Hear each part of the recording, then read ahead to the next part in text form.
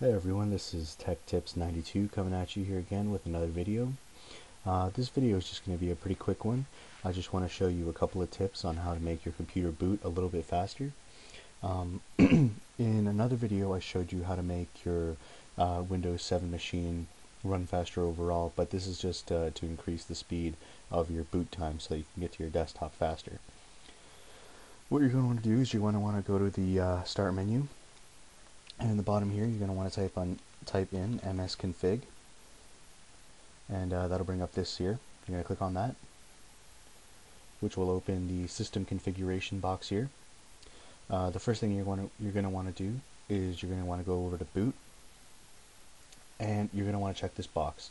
Now, by default, it's not checked, and what this actually is if you're running Windows 7, for example, that part at the beginning with the little Windows logo where it's glowing different colors. It'll get rid of that, which will help your computer boot a little bit faster. As well, this by default is 30 seconds, and you're going to want to change it to 3, or I would say even 5 is a good number. Sorry about that.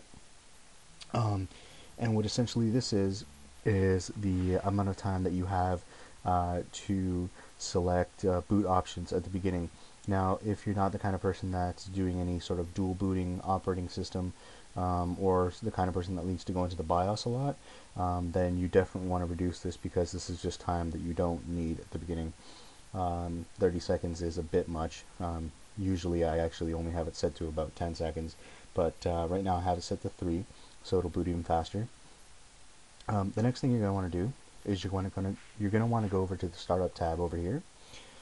In this tab is the list of all the programs that you have that start at the beginning as soon as you boot into your Windows system. Now, what you'll find here is that if you have too many programs trying to boot at once, your computer is actually going to slow down as soon as you boot in. So programs like Windows Live Messenger, your antivirus. For example, here I have the iMouse, or the AirMouse app for my iPod. My iPhone. These sorts of things boot up right at the beginning, and if you have too many of them, it'll actually slow down your boot of your desktop. So what you're going to want to do here is essentially get rid of anything, uncheck anything that you don't need to boot up right away. Things that you're going to want to leave are things that are involved with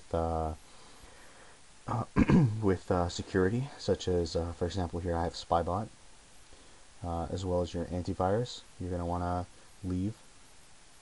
You can essentially leave whatever you want. This is completely up to you.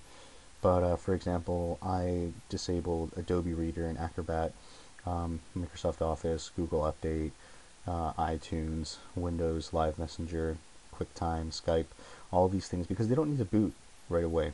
And if I need them, I'll boot them out myself. So you're going to want to uncheck those.